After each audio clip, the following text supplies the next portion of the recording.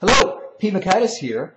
I'm here today with author Steve Ritter. Good morning, Pete. And he has created the book Team Clock, which has a variety of useful perspectives about team health. Thanks for coming in. You're welcome. I think probably the first question on everybody's minds is, what's a team clock? That is a great question.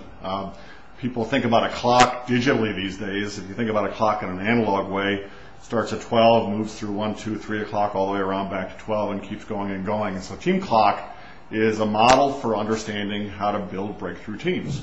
We know that relationships and teams are complex things, and so Team Clock is a simple way to understand how to make a relationship or a team healthy and powerful, particularly during change.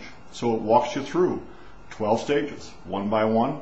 This is what you do at this stage. This is what you do next. This is how you build a healthy team. Now that sounds pretty useful and enticing, and we'll get there in a second. But could you first share with us what your inspiration was for creating the Team Clock? I have had a fascination with teams for 30 years. I think when I was in graduate school getting a master's degree in social work, I was in a groups course, and we were kind of going through the old 1960s research about forming and storming and norming and performing, and it seemed like a great model, but it seemed very linear to me, and relationships seemed more dynamic than that to me, and so I envisioned a model that was more cyclical, where things were fluid and things were changing. And the more I thought about it, the more it made sense, and the more I engaged in relationships and partnerships and teams, the more it made sense. And then things unfolded. 10 years later, I had a happenstance meeting with the Chicago White Sox that ended up in a small, exciting gig that taught me a lot about what makes teams work during adversity.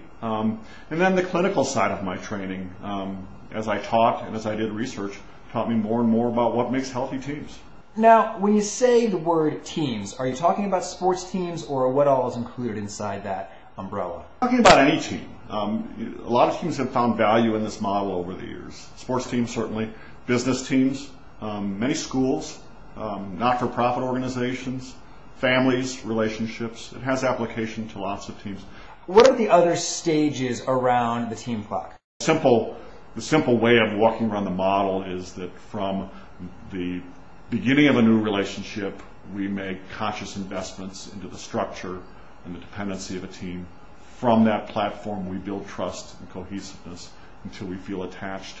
From that, we leverage the ability to be different and innovate and create and take risks. And from that, we change, and the change brings new loss, and therefore a new opportunity to reinvest. All teams need to be conscious of how they invest in the earliest stages of their relationships. So pay very close attention to the things that you put in, the ingredients you put into your team, would be the first point. And then from there is trust building. And trust building is delicate. It takes the ability to manage differences and manage conflict with respect and with patience. And so conflict is better encouraged than avoided. And so learning how to trust means learning how to have differences exist in a respectful way. And that brings closeness between people. From there, it's easy to get stuck and just enjoy the comfort of having a happy relationship. But from there, the wisdom is to push from that platform and try new things and take risks and innovate and create. And recognizing that if you do that, you're going to change everything. And not being afraid to change and not being afraid to reshuffle the deck and to recognize that people are going to have to shift in their roles and move on to different functions if that happens on a team, and that just gives you another reason to reinvest and do it all over again. So I think as a fellow speaker, you can probably relate to the thrill, the aha moments when you're working with clients. And for me, for example, with Myers-Briggs, a lot of the times it's a moment where you say, oh, my manager's not a jerk or an idiot, it's just that he has a different preference than me. From your experience working with clients in the Team Clock, what are some of the moments that create that aha for them? Probably the ahas are the stuck points. It's the places where people decide to not move forward because it's the devil that I'd rather stay stuck where I am than take the risk of moving to a place that is unknown.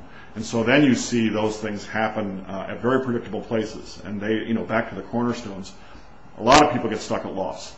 when you've had something dramatic change in your life, or you've had a traumatic event, the easiest thing to do is to go in your room and pull the shades and get under your covers and close the door and put a do not disturb sign and just kind of check out. But everyone knows you have to put one foot in front of the other. You have to take a shower. You got to get some food in you and get out and live your life, even though you don't feel like it. And so the easiest stuck point is after a big change or after a big loss, when no one has the energy to move forward, but they have to anyway. The other interesting stuck point is attachment. Everyone loves the comfort of being close and cohesive and attached and comfortable. And so people tend to not want to leave their comfort zone. And what follows closeness and trust is experimentation and exploration. But if you're stuck in the pleasure of being comfortable, you'll never create and you'll never innovate and you'll never explore the world in a way that creates new things. So those are the easy stuck points. And then obviously, the structure and dependency side of the cycle is an easy place to get stuck because no one really likes conflict. Some people, debaters like to argue, but debate has respect built into it. When you take it out of the realm of debate, it's hard to say conflict is a good thing, but it is. So that's an easy place to get stuck.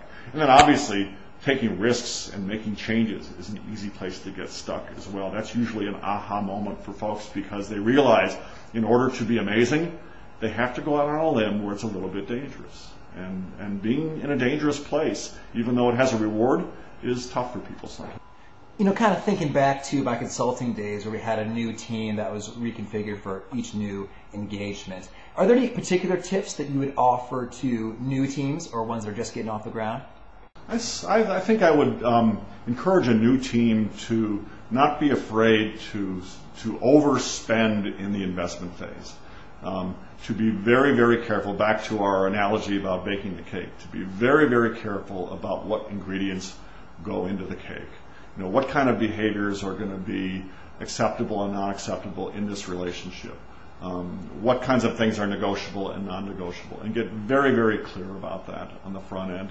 I think that we all are eager to move on and accomplish whatever the goals of the team are going to be, but if you do that without having made important choices on the front end, then the middle and ending stages of a team inherit all of the successes and failures of the beginning stage. And so be careful and be attentive to how much time you spend in the beginning. I watched in a couple semesters ago in a college class that I teach, two groups take on the same project. One of them moved directly into all the accountabilities of the project and appeared way ahead of everybody else. The other one took the time to get to know each other and did a lot of socializing. And while they were a little afraid that they wouldn't have time to complete the project, they became very cohesive on the front end, and they spent a lot of time investing. Now, both teams successfully completed the project in impressive fashion, but there was a lot of collateral damage on the first team. When it came to managing conflict and managing differences, some feelings were hurt and some relationships were broken. And when that team was done, they were done. They were moving in other places.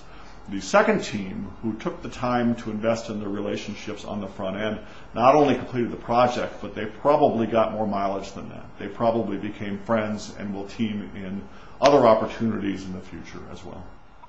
Perfect. Well, thanks for this. Are there any other sort of final thoughts you'd like to leave the viewer with? I think that just an understanding that relationships are tough, teams are tough, they are complex, but there are simple ways of understanding the anchors that allow teams and relationships to be healthy. Well, Steve, thanks so much for chatting. This has been a ton of fun. I know as authors we always like a nice big shot of the book cover there. So here it is, Team Clock, Steve Ritter. It's been a blast. Thanks a lot. Thanks so much, Pete.